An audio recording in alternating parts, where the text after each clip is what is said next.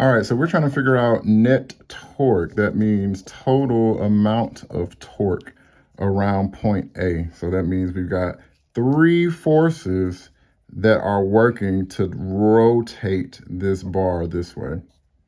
So if you need to find net torque or the total, that means you need to find the torque of each one. So we need to find the torque of this force, which would be F sine theta R.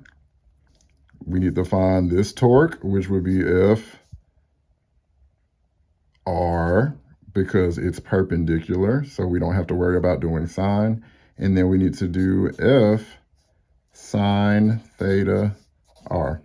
Okay, let's start with this one. We see the force is 100. Sine, in this case, they're being jerks, and they've just given us the lengths of the sides here. So we know that sine of theta is actually equal to opposite over hypotenuse. So in this case, here is the angle. This is opposite, that is the hypotenuse. So that means sine of theta is going to be equal to 4/5.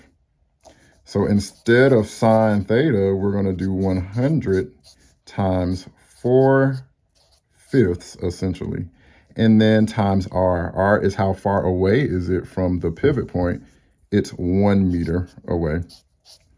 So to find that torque, it would be 100 times 4/5 times 1, or essentially 100 times 4/5, or whatever 4/5 of 100 is. That's one way to do it. This one is pretty simple. This would simply be 70 times how far away is it from the pivot point. It's 0.75 meters and 1 meter away, so it's 1.75 meters away. And that's how you'll find the torque for that one. And this one here, it's going to be essentially the same as the first one. The force is 50 newtons. Sine theta is equal to opposite over hypotenuse. Opposite this time is 5. Hypotenuse is 13. So that would be 5/13 is substituted in for sine theta. And this force is 0.25 meters away, 0.75 meters away, so that's 1 meter. And then another 1 meter away, so it's actually 2 meters away. So essentially, you would multiply these guys together, add it to whatever that is, and add it to whatever that is. I'm gonna just go ahead and do it because I haven't done it. And let's see. Raggedy Android. 100 times 4/5. I'm gonna just do 4/5 first. 4 divided by 5 should be a decimal, of course. So that times 100. Why am I wasting my time to do that? Because I know what that is. Let me do that again. I didn't like the way that looked. What are you doing? 100 times 0.8. Right. I don't know what it was. 80 plus 70 times 1.75. 70 times 1.75. That is 122.5. Then we're going to do 50 times, well, I'm going to do 5 divided by 13 first. 5 divided by 13. Wow. Okay, don't like that. We're going to multiply this by 50.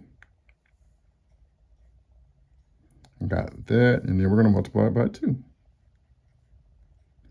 That is 38.46. Cut all that crap off. Then let's just add these three together, and that'll be the total amount of torque, because this is the torque from that force, that's the torque from the force in the middle, that's the torque from the force on the side. So the total amount of torque will be all of these added together. 80 plus 122.5 plus 38.46.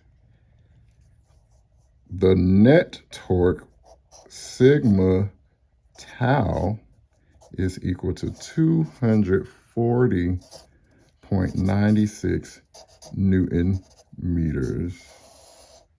That's the total amount of torque acting. Yay.